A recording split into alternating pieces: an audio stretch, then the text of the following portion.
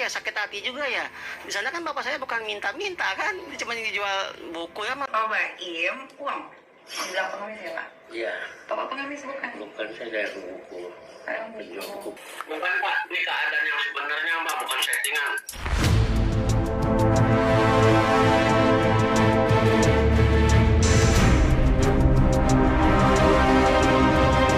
Assalamualaikum warahmatullahi wabarakatuh. Salam Nusantara, salam sejahtera untuk kita semuanya. Saudara-saudaraku sebangsa setanah air yang saya cintai, saya banggakan.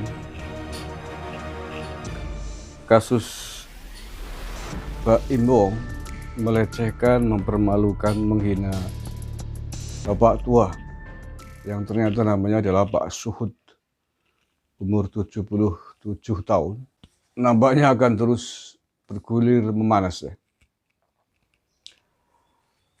Sejumlah media infotainment sudah langsung terjun mewawancarainya, yang ternyata adalah penjual buku ya, bukan pengemis bagaimana tudingan dan lecehan yang dilakukan oleh Pak Im Wong di depan kameranya. Di antara beberapa laporan investigasi yang sudah diluncurkan itu kayak di channel Cumi-Cumi, channel Insight Investigasi, sangat jelas itu melakukan wawancara langsung dengan Pak Suhud ini. Termasuk bahkan Nikita Mirzani sudah merilis video bertemu langsung dengan Pak Suhud ini. Dan saya kira akan semakin ramai. Saya juga memfollow up video ini, bukan apa-apa ya, bukan pansos, bukan apa. Karena ini peristiwa yang dilakukan oleh public figure, tokoh dalam level kapasiti tertentu, yakni kapasitas komunitasnya anak-anak muda yang suka dunia artis. Dan banyak diikuti. Artinya apa?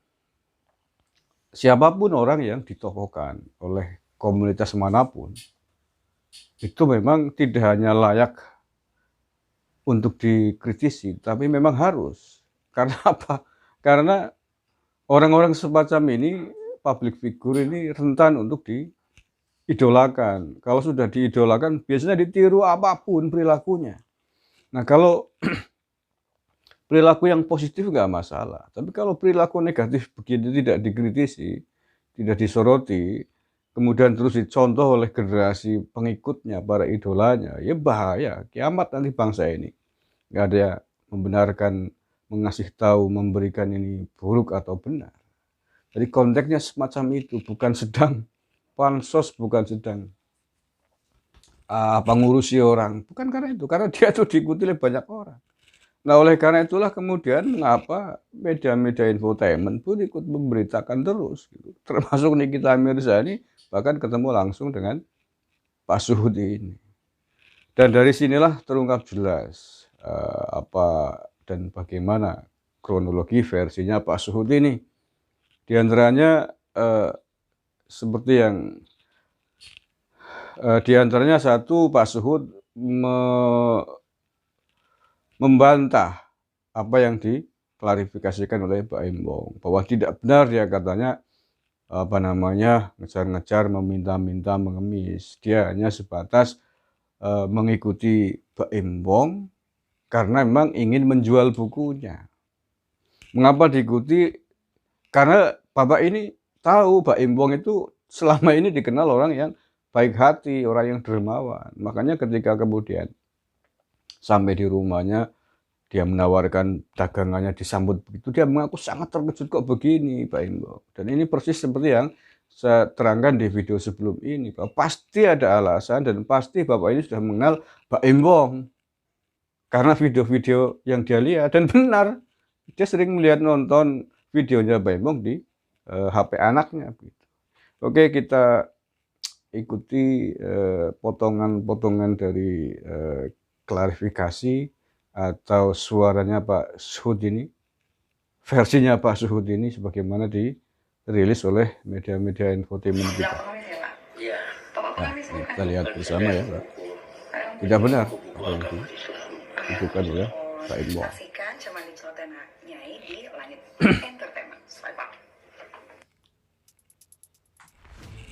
Bukan Pak, ini keadaan yang sebenarnya Pak, bukan settingan. Malah saya kaget pas saya di belakang saya kok ada ini Mbak Im itu apa tuh gurunya mungkin ya. Jangan dana nih buat modal buku gitu bilang. Terus tahu, ini saya bawa bukunya, jadi nggak mau ngeliat buku nanti sama wah marah-marah, gini. Akhirnya makanya saya jadi diam aja Mbak, udah nggak di motor saya duduk aja mungkin saya mengalah, mungkin saya salah ya udahlah. Ya lebih baik saya daripada nanti lihat orang ini saya pulang aja udah istilah kata.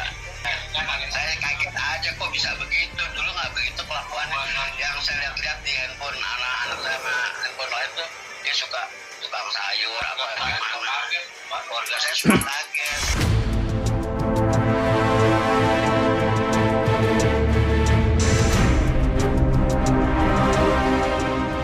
Namanya saya anak ya sakit hati juga ya. Di sana kan bapak saya bukan minta-minta kan, dia cuma jual buku ya, memang jual buku ke apa buku-buku rohis gitu. Nah mungkin posisinya kurang tepat kali ya, timingnya kurang tepat kali. Dan dia tiba-tiba dinawarkan buku gitu, langsung marah-marah, kata dia minta-minta. Ya pasti kita sebagai anak marah juga, kesel ya kan, kesel juga. Keselnya kok orang kan namanya orang mungkin istilah kata menawarkan gitu kan, kalau emang nggak mau beli ya udah Pak maaf Pak, saya nggak mau beli atau bagaimana, cukup ya kan, udah selesai gitu, nggak usah dimarah-marahin, dibikin konten segala macam itu kan. Ya sebenarnya juga sakit hati pasti kan. Ya pun kalau dilihat dari pihak bokap saya gitu ya, mungkin ada salah juga, kenapa ngikutin orang ya kan, ngikutin orang mungkin dengan harapan mau dibeli, tapi kita juga nggak maksa kan. Kalau saatnya diikutin bisa aja langsung hiraukan aja kan, langsung aja tutup pintu hiraukan. Ngapain kalau emang dia nggak mau beli, nggak mau usah marah-marah kan, kita ada etika kan. Beli kagak dimaki-maki iya, malah ngeledek juga ya nggak masalah sih kalau emang mereka mau apa bertemu gitu, membicarakan ini baik-baik, nggak masalah. Apa namanya kita orang muslim pemaaf. Kalau saya sih apa ya, saya kan nggak pengen ya ini panjang gitu, ya udah biar cepat kelar juga, clear gitu ya. Kita takutnya nanti masalah ini tambah panjang.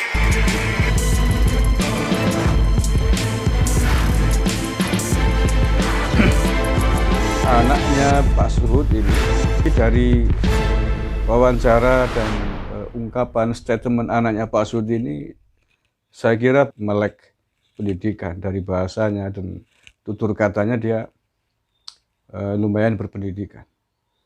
Dan ini saya tidak tahu apakah ini hanya sekedar ancaman halus atau ungkapan baik hatinya dia, atau memang sedang menunggu seperti apakah sikap selanjutnya dari Pak Embong. Tetapi dari cara anaknya Pak Suhud ini menjawab, mengklarifikasi, jelas sekali bahwa dia tahu persoalan, tahu duduk perkara, dan tahu hukum, dengan mengatakan bahwa semoga tidak berbuntut panjang, tidak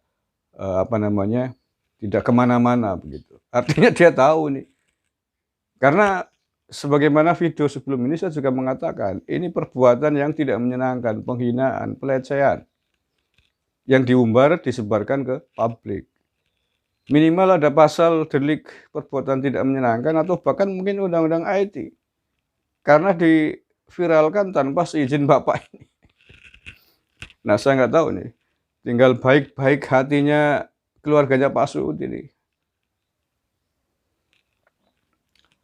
Ya mudah-mudahan sih selesai baik-baik hati. Walaupun dugaan saya pasti setelah ini, setelah mendapatkan banyak hujatan, cercaan, masukan dari teman-teman artis, mungkin Pak Embong akan ketemu Pak Suhud dan keluarganya, kemudian memberikan segepok uang.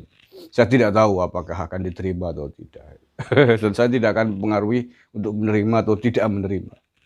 Dugaan saya itu yang akan dilakukan oleh Pak Embong untuk menghapus jejak hitamnya atas perilaku kejamnya, perilaku menjijikannya kemarin itu. Oke ya, saya kira duduk persoalan klarifikasi tabayun dari Pak Suhud, tidak hanya dari sisinya Pak Embong, sudah keluar, sudah disampaikan. Kita semakin bisa menilai kan seperti apa sebenarnya karakter Pak Embong. yang menurut saya tidak layak untuk dijadikan tokoh idola panutan. Khususnya anak-anak muda nih yang suka melihat videonya atau YouTube-nya Baim Wong, ya kalau menurut saya hanya sekedar menjual apa glamoritas, apa sih ya menurut saya, ya kalau menurut saya usia saya dan orang lain usia 40 tahun ke sini pasti banyak yang buat apa sih begini. Tapi karena ini zaman sudah berbeda ya. Ini zaman yang berbeda, zaman hari ini, zaman digital. Anak-anak ABG hari ini umur 20 tahunan ke bawah barangkali memang apa yang dipandang layak, apa yang dipandang bagus berbeda dengan kita. Nah, oleh karena itulah kemudian saya perlu terus untuk ngomong ini agar sedikit banyak menjadi masukan. Bahwa ada yang tidak benar dari tokoh idola yang Anda agung-agungkan selama ini gitu. Kalau nggak dikritik begini, nggak dikasih masukan begini kan nanti dikira itu benar semua, diikutin kan rusak. Iya rusak. Bagaimana orang diidolakan beretika, berakhlak, dengan orang tua saja tidak bisa. Orang tidak bisa membedakan bahwa orang tua itu harus dihormati, nggak tahu dia.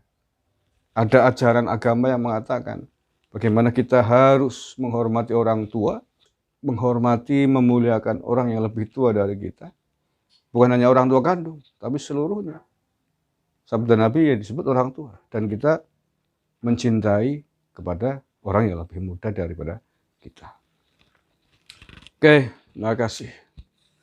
Mudah-mudahan ini video terakhir saya terkait dengan kasusnya Baim Wong ini.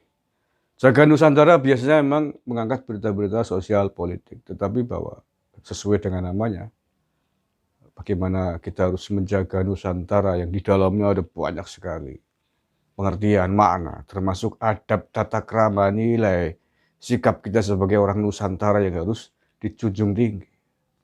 Bagaimana kita harus sopan santun, guyub rukun, menghormati sesama, menghormati orang tua.